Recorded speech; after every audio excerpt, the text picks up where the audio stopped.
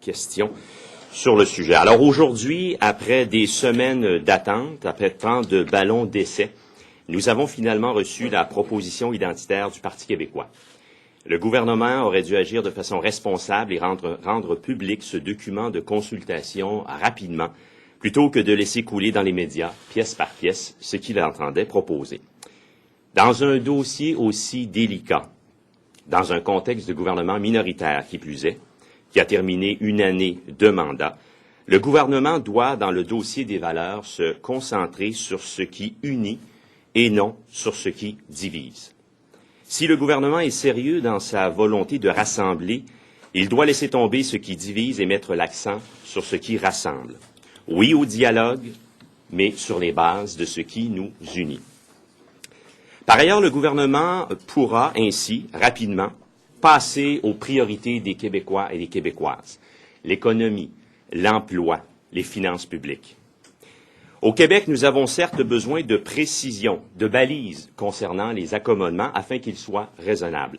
Mais il n'y a pas de crise, contrairement à ce qu'a affirmé ce matin, encore une fois, le ministre du gouvernement du Parti québécois.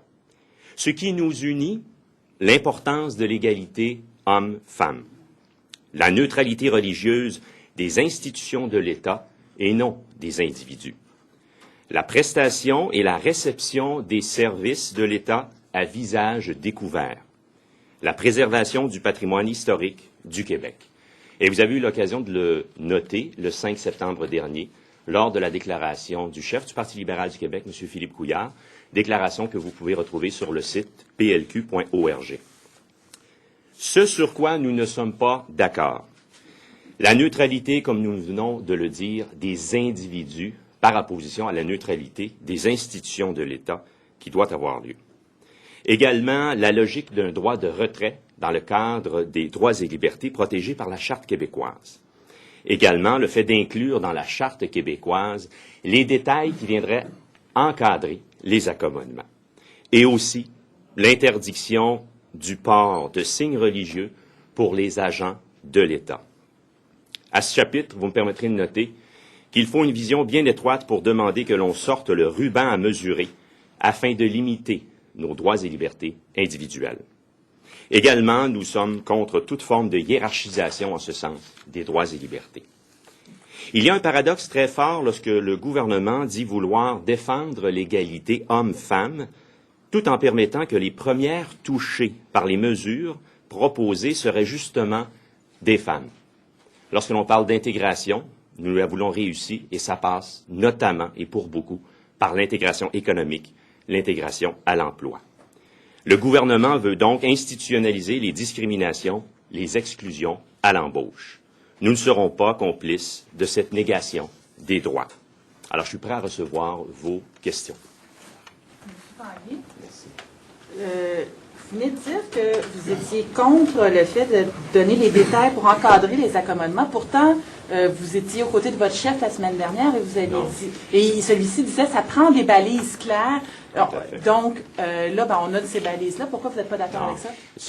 On s'entend tous qu'il y a besoin d'avoir des balises telles qu'on l'a proposé le 5 septembre dernier. Par contre, la façon proposée ici, et c'est peut-être un point de détail, mais la façon proposée de le mettre complètement dans la Charte par des amendements à l'intérieur de la Charte québécoise des droits et libertés, l'on prétend et l'on croit que ça n'a pas sa place. Ça devrait être dans une loi cadre, ce que l'on proposait la semaine dernière. Et vous me permettez donc de ressouligner un fait important. Il y a un besoin de préciser les balises quant aux accommodements, le faire par une loi, oui, comme on le proposait la semaine dernière, et en bout de piste, le fait de reconnaître qu'il n'y a pas de crise, contrairement à ce qu'a réaffirmé ce matin le ministre Drainville. Alors, c'est des distinctions importantes. Est-ce que vous seriez prêt à... En fait, est-ce que vous demandez à Québec de scinder en deux son projet de loi, en quelque sorte, avec ce qui unit tout le monde et le reste... Je pense que c'est important, effectivement, dans une question aussi délicate, contexte de gouvernement minoritaire qui vient de terminer un an de mandat, une année de mandat. Il est important pour le gouvernement, s'il veut réellement rassembler, justement, de mettre le focus et l'énergie sur ce qui unit la société québécoise. Il y a des éléments qui se rejoignent, j'en ai brossé le tableau, et je pense que c'est l'approche raisonnable et l'approche constructive. Et une fois que nous aurons, dans ce contexte toujours-là d'un gouvernement minoritaire, nous serons entendus sur ce qui nous unit, on pourra, et le gouvernement pourra en même temps s'occuper des priorités des Québécoises et des Québécois, l'emploi, l'économie, les finances publiques notamment. Attendu sur ce qui nous unit, ça fait 3 fois que vous le dites, sauf que le gouvernement minoritaire aussi. Le ministre Drainville a été très clair. Ce matin, il a lancé un appel aux Québécois. Appelez vos députés si vous n'êtes pas d'accord avec eux. Oui, et la question? Vous en pensez quoi? Je pense que... S'il y a des citoyens de votre circonscription qui vous appellent majoritairement, plus de 60%, comme le laissent entendre les sondages, vous allez faire quoi avec ça? Écoutez, la rétroaction que j'ai eue de mes électeurs et électrices sur le terrain est à l'effet contraire. Est à l'effet que la proposition que nous avons mis de l'avant le 5 septembre dernier rassemblait l'ensemble des Québécois et des Québécoises. Et vous me permettez également, vous me donnez l'occasion de souligner qu'en 2010, le gouvernement libéral avait proposé, avec le projet de loi 94, une notion notamment dans l'intérieur d'une loi, de baliser les accommodements pour qu'ils soient raisonnables, et également que les services de l'État étaient dispensés et reçus par visage découvert, à visage découvert. Alors, il y a là un élément très clair que nous avions avancé en 2010-2011, et étrangement, l'opposition du Parti québécois avait fait obstruction à ce projet de loi-là, et le gouvernement n'avait eu d'autre choix dans un sujet aussi délicat que de le retirer. Alors, aujourd'hui, même contexte, content de voir que le gouvernement péquiste reprend cet élément, entre autres, de baliser les accommodements raisonnables, mais à l'intérieur d'une loi, nous le soumettons. Visage découvert, il le reprend également, mais il est important pour le gouvernement d'aller chercher cette union et ce consensus et de s'axer sur ce qui unit et qui fait consensus. S'il n'y a pas d'assouplissement, vous allez les battre. S'il n'y a pas d'assouplissement, vous allez les battre. On a toujours agi de façon responsable, chose certaine, nous ne transigerons pas sur nos valeurs, nous ne transigerons pas sur la protection des droits et libertés individuelles. Quand M. Drainville dit que vous dites qu'il y a une crise, il a parlé ce matin des garderies, disant qu'il faut protéger nos enfants contre l'influence du religieux.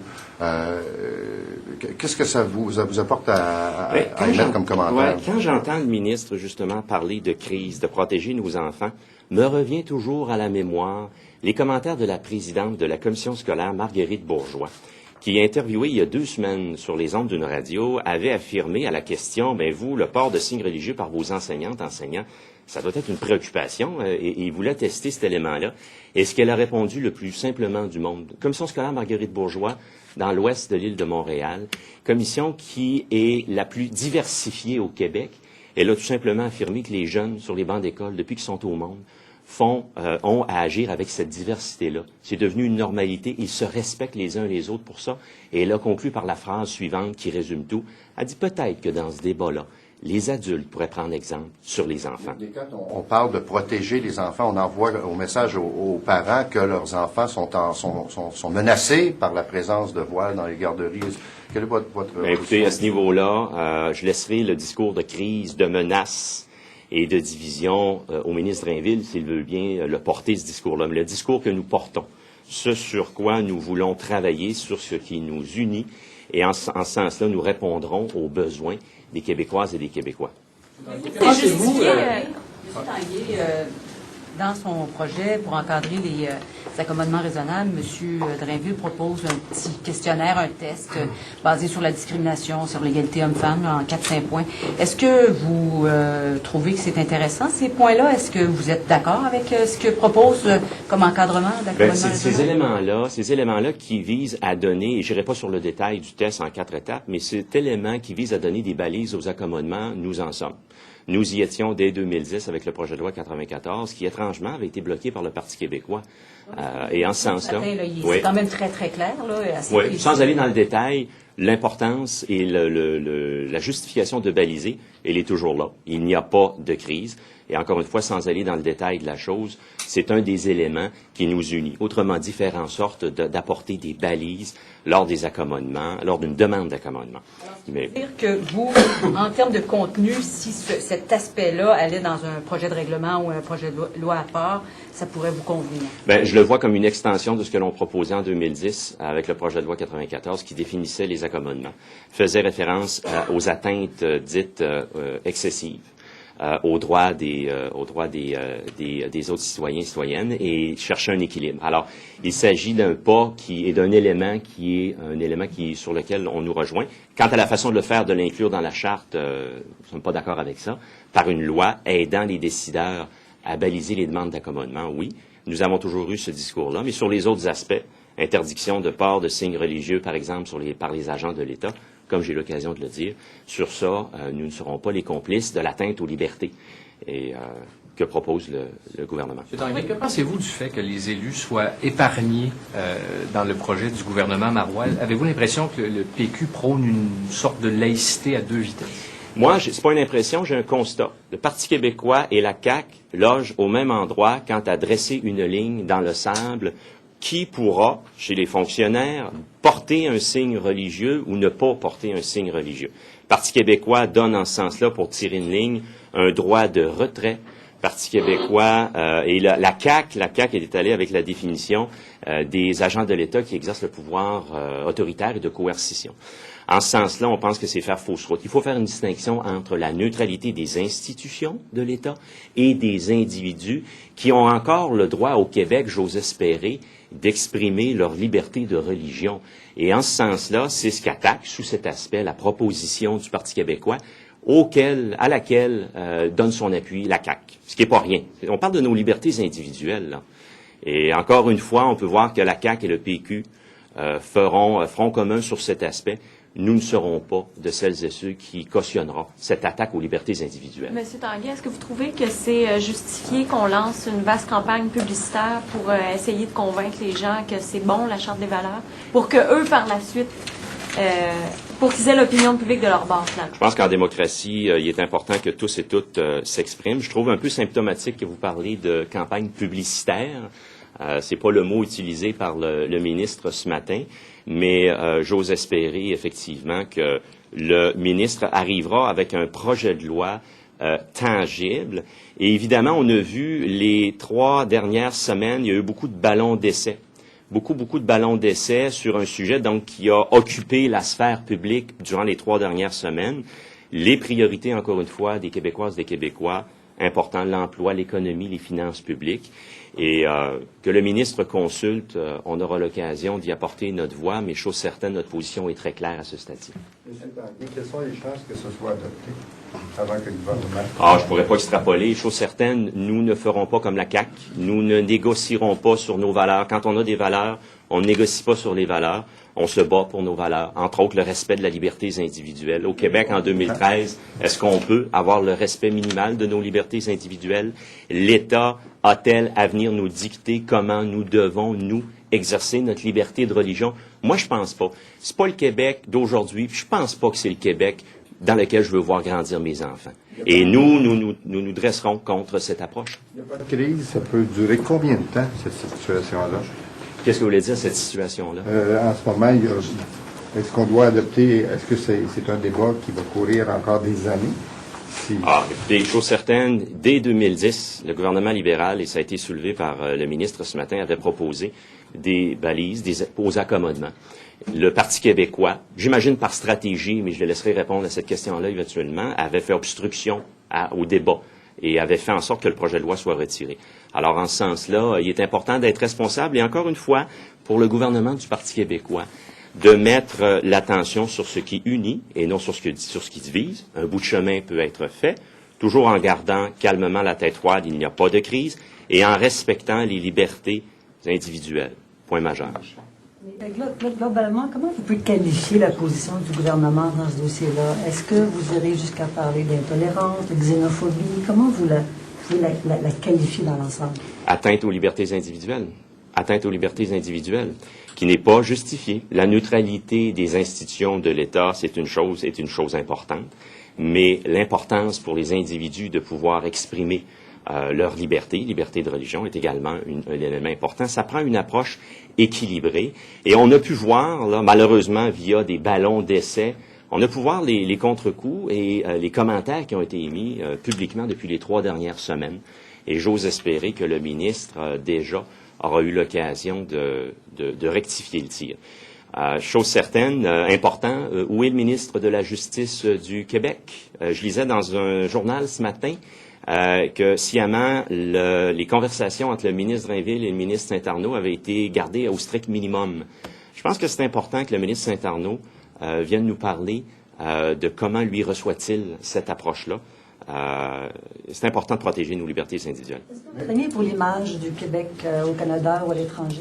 Écoutez, espérons-le pas, ne l'espérons pas, et en ce sens-là, on fera tout pour conserver le débat serein et faire en sorte que les Québécoises et Québécois, c'est ce qu'ils veulent dans un contexte de gouvernement minoritaire, là, c'est que le gouvernement, qui est minoritaire, vise à faire avancer le débat sur ce qui nous unit et non sur ce qui nous divise, et le Québec, et surtout les Québécoises et les Québécois, en sortiront toujours gagnants de ça.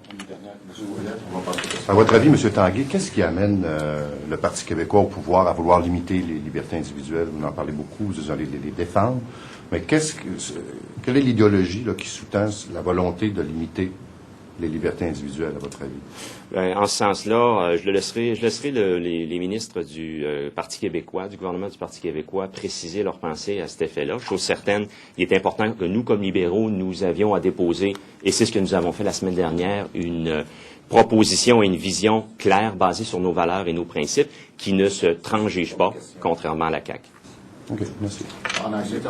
What is your proposal, if I understand you correctly, you would be open to the law being split, and so that there could be a law that seems, you say, all the parties could support. Can you talk a little bit about that? Yeah, for sure. I think that in the context of a minority government, it's important for the leader of that government, the leaders of that government, to focus on what's unifying Quebecers, and it's important also to see that, for instance, there's a need to add criteria with respect to accommodement raisonnable. Accommodement, hopefully, will be reasonable. So that's a point where I think we see that there's a way for us to make sure that we will be able to put forward those additional criteria. That being said, that was what we were proposing back in 2010 in Bill 94. And it's important to focus on this in this context. And also, we will not be trading on the rights and the liberties of the Quebecers. Now, TVA is reporting that the PQ is going to spend $1.9 million in a publicity campaign to promote their Charter of Values. Do you think this is a good use of public funds, $1.9 million?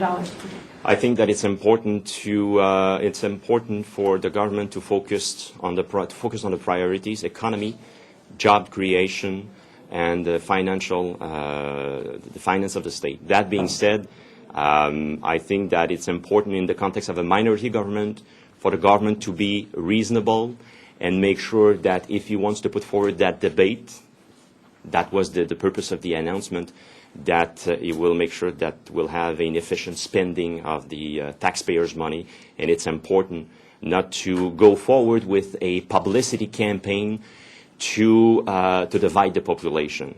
I'm sure you've heard Bernard Drainville's conference or a press conference. What is your impression of what's going to happen to these employees who wear religious symbols if this measure were to pass? They will have to face a choice. Either you're going to read of these signs or you're going to lose your job. And when you're talking about equality between men and women, I think that there's a paradox there, that the first impact of that policy will be to basically exclude those women who wants to work, wants to integrate Quebec society, but will be put aside by this measure. Can we really achieve state neutrality without having individual neutrality? I think that we have to respect both, and we already have the state neutrality. It's important, I think, as we were suggesting last week, to put this in our Charter of Rights. That being said, you cannot say that we will put forward a hierarchy between the importance of neutrality, but also versus the rights and liberties of the individuals. It's important to maintain and to protect those liberties. At least it's important for the Liberals. Surprised that Ottawa is already reacting and saying that it could potentially challenge the law if it's adopted. You have the right to to go out in public and to, you have this right. What kind of message do you think this sends to those outside of Quebec, and especially those that are thinking of coming to Quebec? I think again it's important, and I don't want to focus too much on the potential impact. But you mentioned your question. You're right. There's a potential impact on how Quebec will be seen outside our borders and Canadian borders. And it's important for the government to make sure again that it will be focusing on the real issues first, but also focusing in that debate on the aspect on which we all agree on. The government, of course, if it wants to pass its charter, it's going to need either you or the CAQ to help. It seems like you're not going to bend on this. What about the CAQ? What's your view of how they should react to this? The CAQ, we already have a good example with Bill 14. That being said, I will not be answering for the CAQ. One thing is obvious for us: we're ready to work on what's constitute a common ground, unify our position with theirs, but also we will not be trading our values at all in that context. Mr. Tanguay, is it conceivable that the Human Rights Charter could be amended without unanimous consent of the Assembly? It has been amended. A good question. It has been amended in 2008. Remember the bill presented by the Liberal government at that time to put the emphasis actually on the importance of the equality between men and women, and it passed unanimously.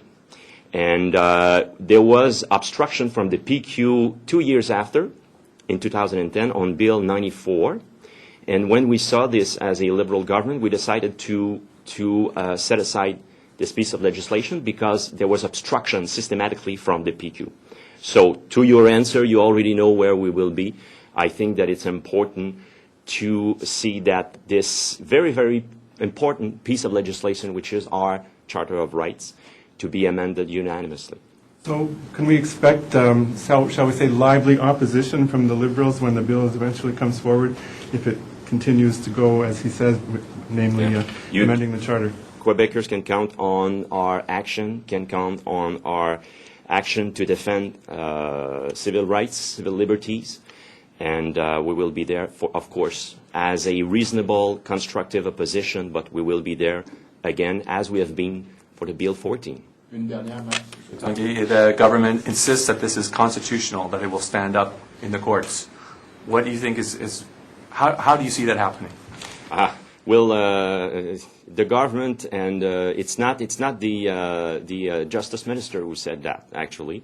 I'd love to, and it's important for the Justice Minister to come out and to precise on which base he thinks that it's going to be constitutional. But again, it's important not to divide Quebecers and to put forward element that will be answering the questions. For instance, do we need to have criteria for the accommodement in order for them to be reasonable? Yes. They can build on this. Otherwise, we will not be treating our values. Merci. Merci beaucoup.